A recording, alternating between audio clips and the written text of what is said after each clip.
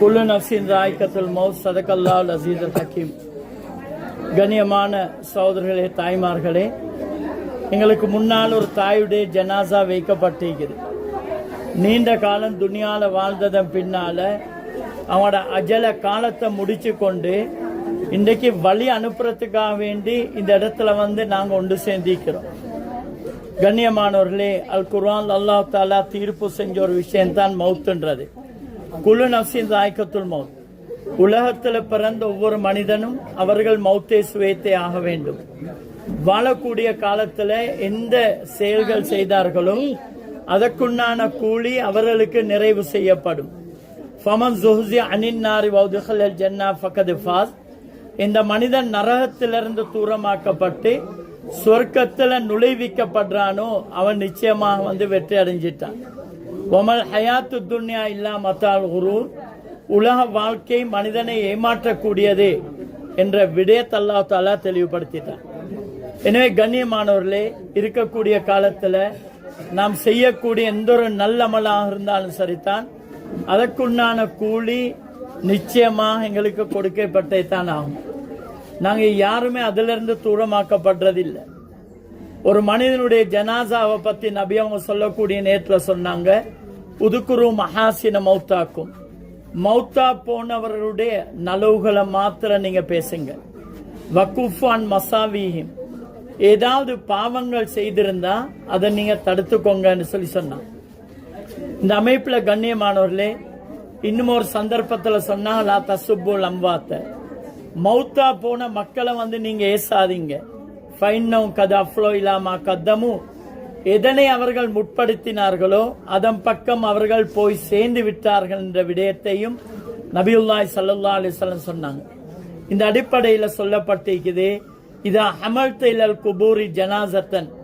மனிதனே, நீ ஒரு ஜனாசாவை சுமந்து செல்லக்கூடிய நேரத்தில் ஃபாலம் பிஅன்னக பாதா மஹ்மூல். ஒரு நாள் தினத்துல நீயும் சுமத்தாட்டப்படுவாய் என்ற விடயத்தை நீ விளங்கிக்கோன்னு சொன்னான். கண்ணியமானவர்களே, மையத்துக்கு பயான் இல்லை, ஜனாசாக்கு பயான் இல்லை. மௌத்தா போயிட்டாங்க. இருக்கக்கூடிய ஜனாசாவை வச்சு பயான் பண்றது, பேசுறது, உபதேசம் செய்யறது இருக்கக்கூடிய நாங்க படிப்பின வாழ்க்கையில பெறணும் என்பதற்காக வேண்டி நபி அவங்க சொன்னாங்க, மக்களே, நான் உங்களுக்கு 2 உபதேசங்களை விட்டு விடுகிறேன். கண்ணியமானவர்களே, அந்த 2 உபதேசங்களும் எங்களுக்கு மத்தியில வந்து கொண்டே தான் இருக்கும். அதுல ஒன்று பேசக்கூடியது, இரண்டாவது மௌனமானது என்று சொன்னாங்க. பேசக்கூடியது அல் குர்ஆன். கியாமத்துடைய நாள் வரைக்கும் குர்ஆன் எங்களுக்கு மத்தியில பேசிக்கொண்டே இருக்கும். மௌனமானது மௌத்துன்னு சொன்னாங்க. மையத் எங்களோட பேசுறது இல்ல. கண்ணியமானவர்களே, இந்த தாயுடைய ஜனாசா அல்லது ஒரு தந்தையுடைய ஜனாசா, ஒரு சகோதரருடைய ஜனாசா, ஊர்ல வைக்கப்பட்டிருக்கக்கூடிய ஒரு மையத்தை, அந்த மையத்தை பத்தி இருக்கக்கூடிய மக்கள் மௌத்துக்கு பின்னால் என்ன வார்த்தைகள் கதைக்கிறாங்களோ அதுதான் அந்த மையத்தை எங்களுக்கு செய்யக்கூடிய உபதேசமா இருக்குது. சில ஜனாசாவை பத்தி பேசக்கூடிய நேரத்தில் சொல்லுவாங்க, வாழக்கூடிய காலத்துல கண்ணியமா வாழ்ந்தாங்க, நல்ல முறையில் வாழ்ந்தாங்க, இன்றைக்கு மௌத்தா போயிட்டாங்கன்னு சொல்லி அவனோட குடும்பத்துல பேச ஆரம்பிப்பான். கண்ணியமானவர்களே, ஹயாத்தோடு இருக்கக்கூடிய நேரத்தில் யாருமே நலவுகள் பேசுறது ரொம்ப குறைவு. மௌத்துக்கு பின்னால நலவு பேசுவாங்க, மௌத்துக்கு பின்னால கெடுதிய பேசுவாங்க. அதனால தான் சொல்லப்பட்டிருக்குது, நாங்க பேசப்படக்கூடிய ஒவ்வொரு வார்த்தைக்குதே அத்தனை வார்த்தைக்கும் மலக்குமார்கள் ஆமீன் சொல்றாங்களாம். நலவை கதைக்கக்கூடிய நேரத்திலையும் ஆமீன் சொல்றாங்க, கெடுதிய பேசக்கூடிய நேரத்திலையும் ஆமீன் சொல்றாங்க. அதனால தான் நபி அவங்க சொன்னாங்க, மையத்துடைய நலவுகளை மாத்திரம் பேசுங்க. கண்ணியமானவர்களே, இந்த பேசுங்கன்னு சொல்றது சும்மா வாரதில்லை. வாழக்கூடிய காலத்துல நல்ல முறையில வாழ்ந்துட்டு போனா தான் இந்த பேச்சு மக்களுடைய வார்த்தையில வெளிப்படுமே தவிர, அப்படி இல்லாட்டி என்ன தெரியுமா சொல்லுவாங்க, என்ன செய்ய பேசக்கூடாது, பேசுறதா இருந்தா நிறைய பேசலாம்னு சொல்லி அந்த வார்த்தை அப்படியே தடுத்து கொள்வான். கண்ணியமானவர்களே, ஒரு நாள் தினத்துல எங்கட மையத்தும் இந்த இடத்துல வைக்கப்படும். எல்லா மக்களும் எங்களை சூழ்ந்திருப்பாங்க. நபியுல்லாஹி ஸல்லல்லாஹு அலைஹி வஸல்லம் சொன்னாங்க, ஒரு மனிதனுடைய உயிர் கைப்பற்றப்படும் சொன்னா ரூஹுக்கு பொறுப்பான மலக்கு அந்த உயிரை தன்னுடைய கரத்துல வச்சு கொள்றாரு. கண்ணியமானவர்களே, எப்படி வைக்கிறாரு, என்ன தோற்றத்தில் வைக்கிறார் என்று சொல்லி கிதாபுல தெளிவாக எழுதப்பட்டிருக்குது. மக்கள் கதைக்கக்கூடிய வார்த்தையை கேட்டு போட்டு அந்த ரூஹிடத்துல சொல்றாங்க, மனிதனே உன்னைய பத்தி மக்கள் இன்றைக்கு பேச ஆரம்பிச்சுட்டாங்க. நல்ல விடயங்கள் பேசக்கூடிய நேரத்துல அந்த ரூஹிடத்துல சொல்லப்படுது, உனக்கு சோஃபனம் உண்டாகட்டும். கண்ணியமானவர்களே, கொண்டு போயிட்டு வைக்கிறதுக்கு முன்னாலே சோஃபனத்தோட போறாரு, நன்மாராயத்தோட போறாரு. பிழையான வார்த்தைகளை பேச ஆரம்பிச்சாங்கண்டா அந்த ரூஹ பார்த்து சொல்றாங்க, உன்னைய பத்தி உன்னுடைய வாழ்க்கையை பத்தி இன்னைக்கு மக்கள் கதைக்க ஆரம்பிச்சிட்டாங்க, எனவே உனக்கு நாசம் உண்டாகட்டும் சொல்லி சொல்றாங்க. கண்ணியமானவர்களே, இந்த இடத்துல இந்த ஹதீஸ்ல நன்மாராயம் என்ற வார்த்தை, நாசம் என்ற வார்த்தை வந்திருக்குதோ அது அவரோட மாத்திரம் நிக்கிறது இல்லை, அவருடைய 7 பரம்பரைகளை பாதிக்கும் என்று சொல்லப்பட்டிருக்கிறது.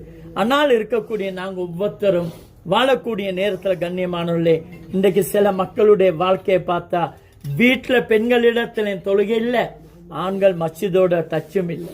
சில மக்களுடைய நிலைமை ஜும்மாவுடைய தொழுகை கூட இல்லை, தொழுகையில பேணுதலா இருக்கக்கூடியவங்களுக்கு சுபோடைய தொழுகை இல்லை. கண்ணியமானவர்களே, ஒரு நாள் ஒரு மனிதன் தொழுகை விட்டுட்டாருண்டா ஹதீஸ்ல வந்திருக்குது, சுபோ தொழுகை விட்டவனை குற்றவாளியே என்றும், லுஹர் தொழுகை விட்டவனை நஷ்டவாளியே என்றும், அசர் தொழுகை விட்டவனே பாவியே என்றும். இப்படி அல்லாஹ்வை நிராகரிச்ச மனிதன், அல்லாஹ்வுடைய கடமைகளை வீணாக்கினவன் ஒவ்வொரு நாளும் ஒரு மலக்கு அறிவித்தல் கொடுத்து கொண்டே இருக்கிறார்.